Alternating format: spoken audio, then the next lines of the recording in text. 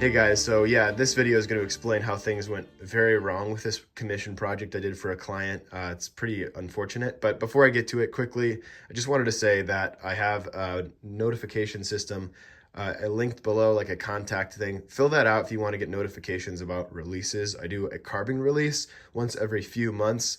And if you sign up in that link, put your contact info in that website page, along with your phone number, you can receive text or email notifications. So go ahead, put your phone number, put your email in there, and my admin will add that in, and we will have notifications to you about releases, about discounts on the carving school. For those of you who have been interested in the carving school, those will be coming up during the holidays. Anyway, yeah, enjoy this video. Hey folks, good morning. Welcome back to another video. Today I'm showing you something that I'm working on currently. But first, I wanted to show you a picture of the way this carving looked just a little while ago. So here's a picture of that. Yeah, pretty bad, right? So what happened here, we'll get into the story and I think you'll find this interesting. I sent this carving out with a very fine, in fact, here's another picture to show you. Here's what it looked like before I sent it out to Colorado, all right? So this is a piece of pine. I'm not sure exactly the type of pine that it is. It's from down south. It's a beautiful piece of pine, carves pretty well, very knotty, full of figuring. You can see here, there's a lot of knots here, on that side, on this side. It's definitely full of character. There's another knot here. But either way, what happened with this was in transit, and I imagine after arrival in Colorado, the rapid change in humidity caused cracking. So the customer messaged me, of course, needless to say, upset, saying that he was going to have it repaired. I said, oh, no, send it to me, I'll repair it. And so I covered shipping, of course, and did this repair. So here's where we're at. And I thought it would be kind of interesting to show you the repair that I did and my mindset, my philosophy behind repair, and a little bit more about what I did to repair it. So I should say first that this is the advertisement portion of this video. I did post the full instructional content about how I made the shims, how I shimmed this piece, how I filled in the cracks around the shims, how I repair cracked carvings in the description of my this video, rather. You'll see a link to my carving school. That carving school is full of projects like this one, like literally from start to finish, how I turn a log into a carving, a sculpture, how I approach it, I break it down into fairly simple concepts. But there's beginner stuff as well. Anyway, I digress. Point here is this was not the ideal scenario, right? I did not want this guy's carving to crack. And what I think came as a result of that, in my mind, and maybe I'm biased, but I think is actually a neat result. So first of all, let me explain what I did. So I'm going to come over to some scraps. I'm going to look here for some scrap pieces. Here they are. Here's one piece, and excuse some of the dust around the shop. Now this is a piece of wood that came from his shoulder. So this carving at one time had a little extra material, and I just kind of liked the way that it was skewed a little bit to the side. So I had his head, but basically what I'm saying is a little extra material here, and it sort of made it look a little bit asymmetrical. I liked it. It was fine that way. But what that gave me is about, 5/8, a little more, 3/4 inch of material to slice off and use as shims. So if you're doing this, there's a couple different schools of thought. And one friend of mine, Abby Peterson, had some really neat idea I wanted to share with you as well. The school of thought around repair. So there's the full repair camp. The full repair camp states that, for instance, that you shouldn't see the repairs. It should look seamless. And the idea there is that you want it to look like the accident never happened, right? And in the other camp is the people who have an intentional repair.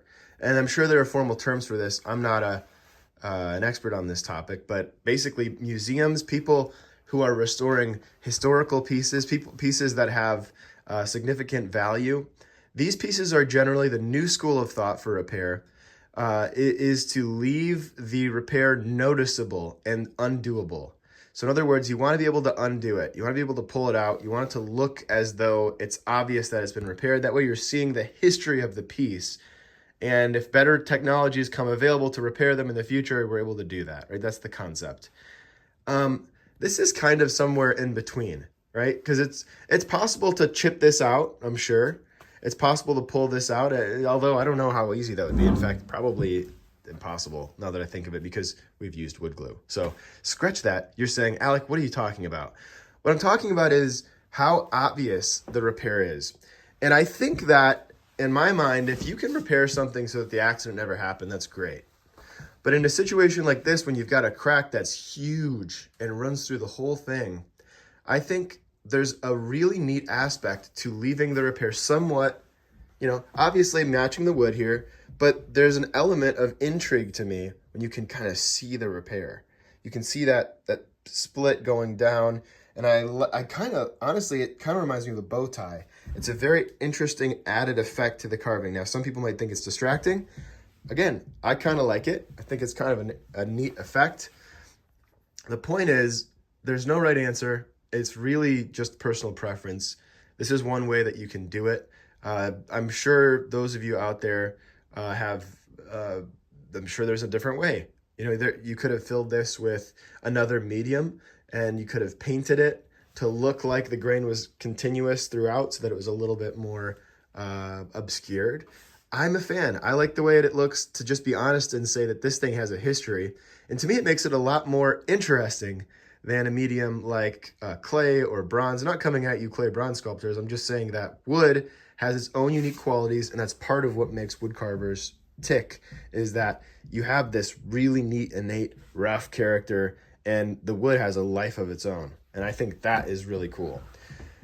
That said, this carving is soaking up tung oil right now, and the tung oil process that I use is typically a thinned first coat, a couple of thinned first coats, and then some thicker full-strength tung oil coats after that. But in this case, I did the thinner coats initially on the carving, so I just went ahead and did some thicker coats. But I think this is going to turn out well once it dries. I like the way it looks. Tell me what you guys think in the comments. I'd love to hear your thoughts. Maybe you have a repair method that I'm not aware of. But again, I think it's kind of fun. I hope that the customer is thrilled when he receives it. And yeah, this is just something that can happen. And the customer asked me, he was like, will this continue to happen? Will the cracks get worse? And the reality is, you cannot predict the state of a medium like wood. You can stabilize it. You can do a lot of things to protect it from cracking. But wood truly does have a mind of its own. Okay, one last thing I wanted to talk about. Why this happened. There's a pith in the center of this piece, and it's towards the front. Typically speaking, wherever the pith exists, there's a desire that the wood has to release tension around that pith, and the tension's greatest around that pith. So it decided to relieve that tension at the face of the carving because the pith was faced towards the front of the piece. And this piece, this carving, this chunk of wood rather, was such that that's the way this worked out. Now, if I were to do it over again, I would have placed the pith on the back side of the carving. Yes, for sure. But then we wouldn't have this neat story, right? And then we wouldn't have this neat repair. Am I a spin doctor? I don't know. I think it's cool. That's that. Okay, so if you're doing a carving, if you can remove the pith altogether, you're going to mitigate the chances of this happening. You're not going to have the same problems that I'm having here today. That said, I hope you guys enjoyed your day, or are enjoying your day as you watch this, and we'll see you in the next one. All right? Bye.